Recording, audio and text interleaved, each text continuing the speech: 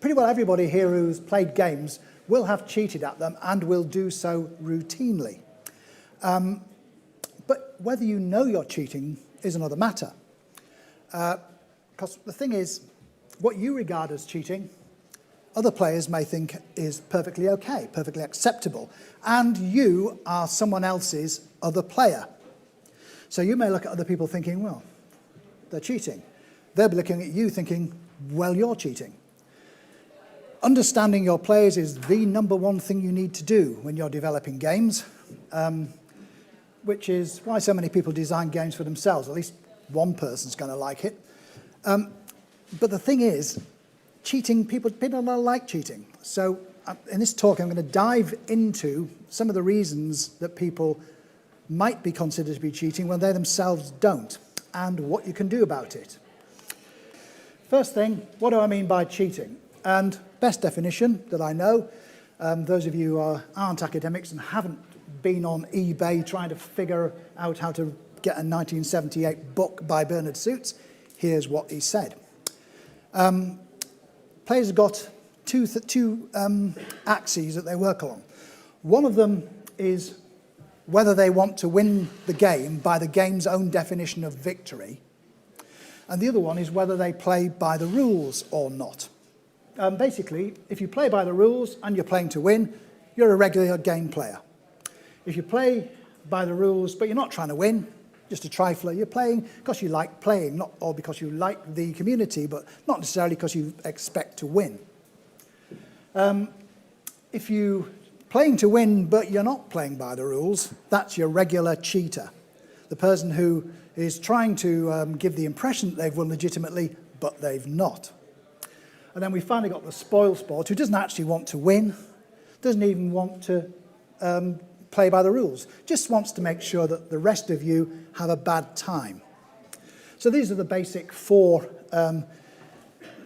definitions of players that Suits came up with, and only one of them there isn't really cheating. The others, well, even trifler, would you call that cheating? You would if you were playing a game and someone was just handing it to you. Hey, come on, play the game. You're not playing it properly. You're cheating. Scunthorpe.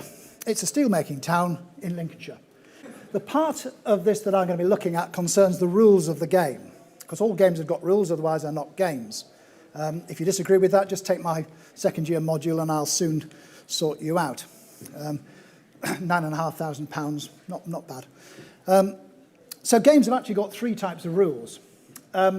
Ones that are defined by physical limits, so in a real game world, I can't kick a football over there because I'm over here and I don't have 5-meter long legs.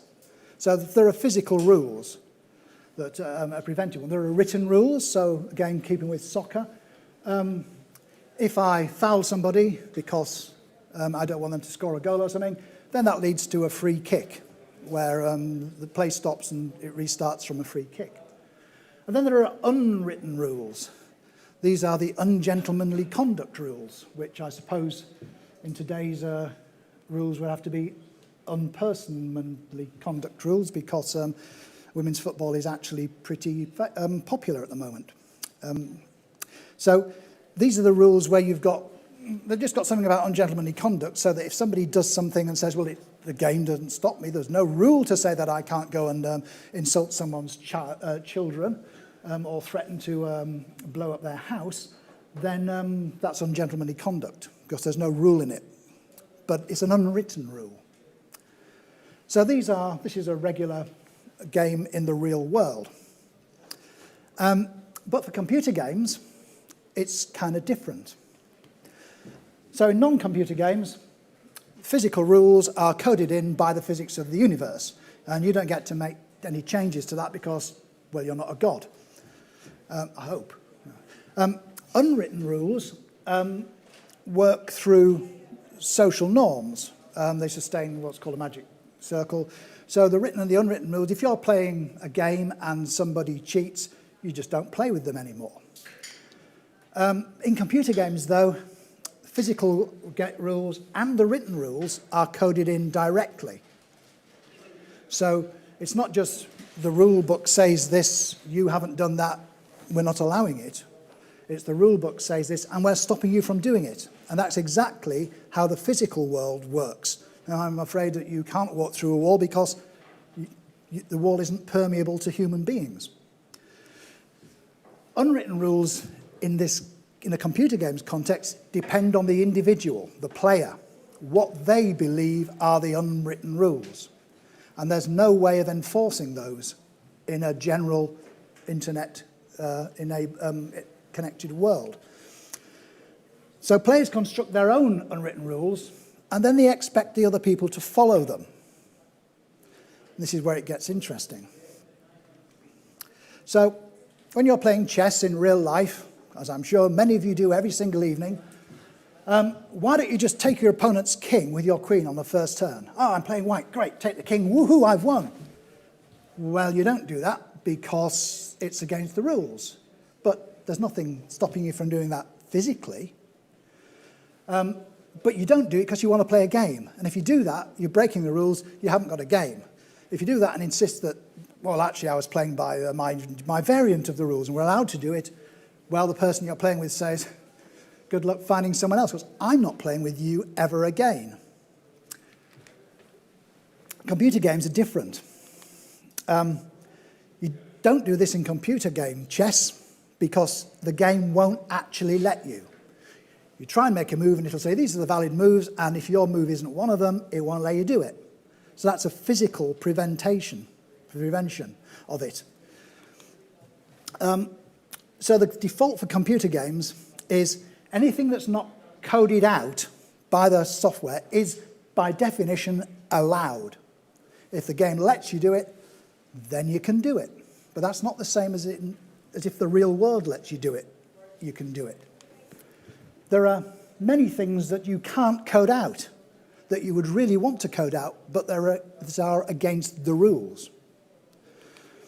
They don't even have to be gameplay related. Scunthorpe was, when you signed up for America Online years ago, it wouldn't let you sign up from Scunthorpe because the second to fifth letters of Scunthorpe hit their profanity detector.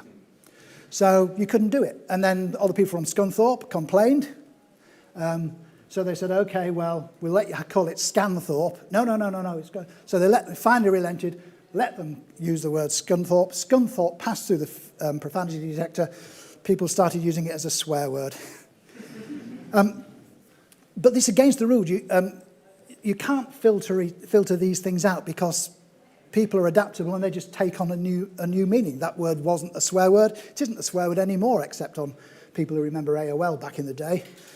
All I remember of it is trying to cancel the account. Geez, was that hard.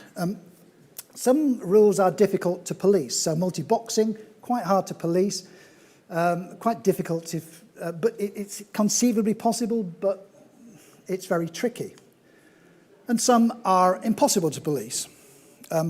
Old games, part of the fun of the game was working out all the answers to the puzzles. And if people put them online, that spoiled the game. But now, we can't issue takedown notices for people given a walkthrough or a video of them playing through a game or a speed run.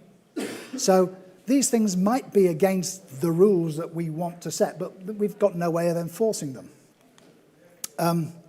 In real life games, players trust each other to stick to the rules. But beyond a critical mass, so if you're playing a game on the Wii with 3 of your friends, yeah, that's fine. If you're playing first-person shooter with 30 other people, yeah, you can't really trust them. And if you're playing an MMO, well, you know that every single other person there is a cheat, other than you, obviously. I'm perhaps best known for my work on player types. Many of you will have heard of them, many of you won't have heard of them, but you're about to. So I'm just going to give you your money's worth. I came out of my work on MMOs, 4 different reasons that people find MMOs fun. Achievers like acting on the game, treating it as if it were a game, acting on the world. Explorers like interacting with the world. They found the world itself interesting. Socializers like interacting with the other players. They found the other people present in the world interesting. And killers like acting on other players, imposing themselves on them, mainly to grief them, but some killers are a bit more benevolent. Guild leaders would fall into this category because they're imposing themselves on other players. The game needs, if it weren't for people like me, this game would collapse. Well, that might well be true, yeah, actually, but you don't have to be quite so fascist about it. This is another graph. This is what I've just described looks like as a four-thing graph, and that's on the internet, God knows where. The key point, though, is people play games for different reasons. We just heard in the previous talk that there's some difference in the reasons that generic female players play to generic male players play. Don't know what the difference in percentages are, but there seems to be some... the curves are different for the different reasons people would play. Now, associated with each of the reasons that people play are sets of unwritten rules. And players will follow these unwritten rules, but only the ones for the kind of play that they personally want to experience. They regard breaking these rules as cheating. And the key point is they don't regard breaking other people's unwritten rules as cheating. So, achievers. They follow some kind of meritocracy rule. They feel if someone's got status in a game, high number of points or something, good weapon, good gear, that should be because they earned it. So they're horrified if people can get an achievement some other way. This is like when you're playing Monopoly and you say, oh, I want to buy Mayfair or Boardwalk, or wherever it is on your board. I'll pay you £2,000 or dollars, whatever, to buy it. And the person says, oh, yeah, that's pretty good, I'll do that. And then one of the other players says, actually, I want to buy it for £5 real. Oh, okay. It's not so good then. It's actually not forbidden by the rules of Monopoly, but you wouldn't want to play Monopoly with those people again. So for people who are achievers, this is a sort of thing like buying a PhD, buying a world record. It's cheating. I don't have the time to be training to do all these world records. I'm just the world's richest man, so I'll just buy all those world records, and now, woohoo, I'm the world's best high jumper. Look, here's my world record certificate. Oh, and I'm going to sue anybody who breaks that because they've reduced its value. Other players, though, they see nothing wrong with this. Only achievers see things wrong with this. Explorers, they want new content. They want to explore ideas and want to get to new places, find new things out. And for them, figuring out content is paramount. They want to understand the game more than the other players do. And so they're angered by websites that give away solutions. Why am I spending all my time trying to figure out where this archivist is in Conan Exiles? Not that I was doing that last night. When I can just go online and there it tells me. I mean, that's cheating. So using these sites to an explorer is cheating. None of the other players are going to care. Achievers are going to go straight to that website. Socialisers. They don't rate the game itself, it's the other people. They'll happily use any out-of-game methods to achieve in-game success because they just want to hang out with their friends. So they value people and connections, and they will despair at things like looking for group mechanisms because those are meaningless.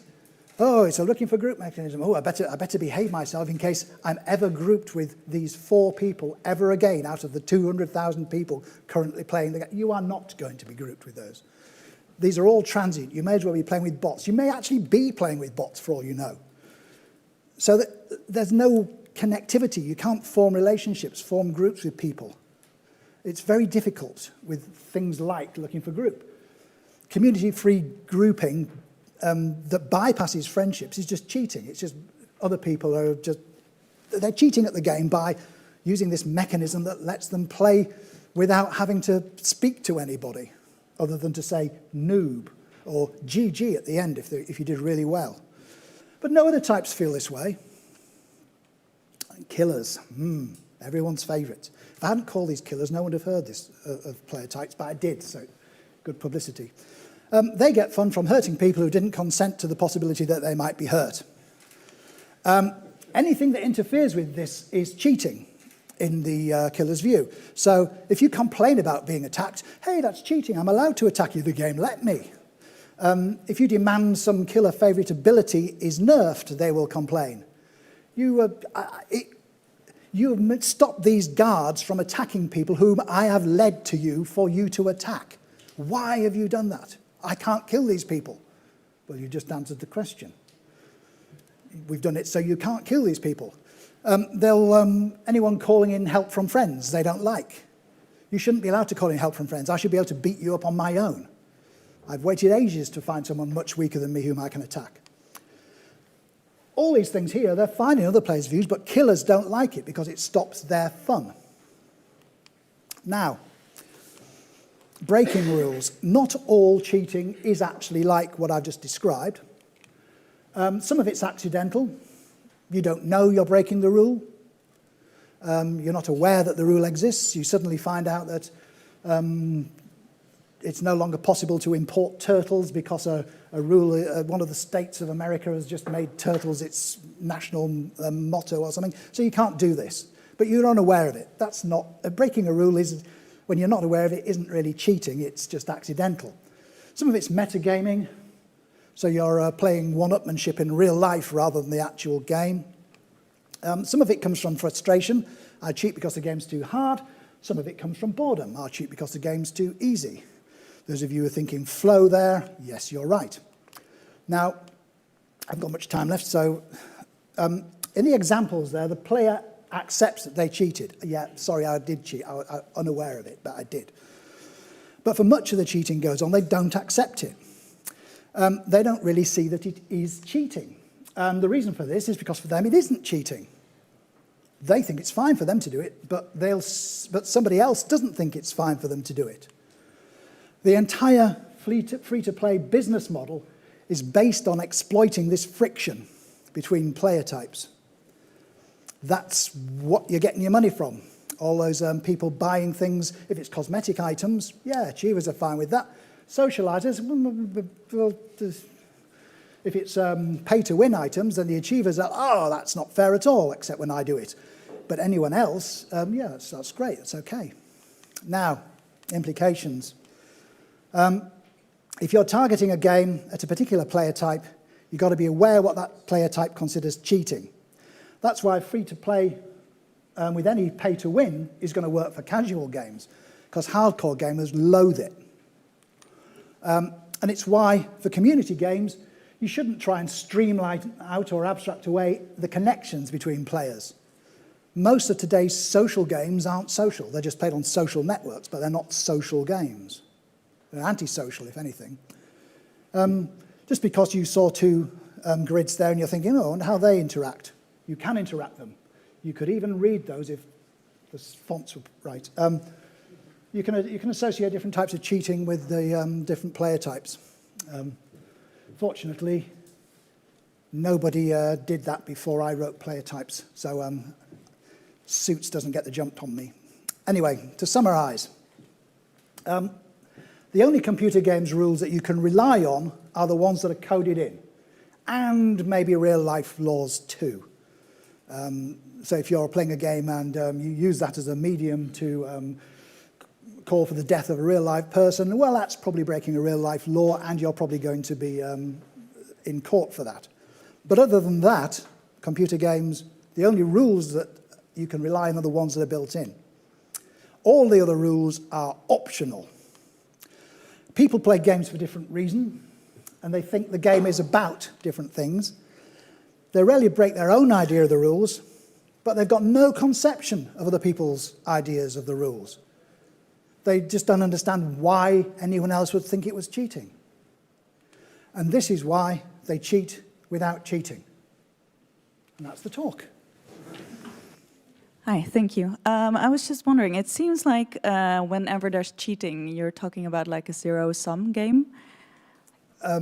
Well, you can have cheating at puzzle games. People can look up solutions on crosswords and things like that. Those are single-player games. You can have cheating for team games, where one team will contrive to cheat against another one, which is zero-sum, I suppose. You can have cheating in cooperative games, because in a cooperative game, the players are acting as a team, and then you're into the can one person cheat at a game? And one person can cheat at a game. You can cheat at patience, and people do. All right. And something else I wanted to ask is, how do these players view other people cheating, but cheating by their own player type? Oh, if you're a let's see, if you are an achiever, which is to say you're trying to play the games by the rules and win the game by the game's rules, and there's someone else trying to do the same thing, and you suspect them of cheating, either you've got it wrong, or it's accidental on their part, or they're not really achievers, they're just looking like they're achievers, they're really cheaters who are passing themselves off as achievers, and that's what most cheaters will do. They'll try and pass themselves off as being regular players, but actually they're doing sneaky behind-the-scenes things to try and win. So that's how I'd respond to that. People just don't break their own unwritten rules. It's only if the game collapses and it becomes a free-for-all. Oh, okay, right, well, in that case, if you're going to do that, then I'll do it too, that would happen. But then your game's in trouble anyway. So would you say that cheating is basically showing us the framework of our moral standards or viewpoints or intentions? For some people it is, yes. Some people have got no qualms about cheating. Life's dealt me a bad hand. I don't see why I shouldn't cheat. I've got a time machine. First thing I'm doing is going to next week to find out what the lottery answers are.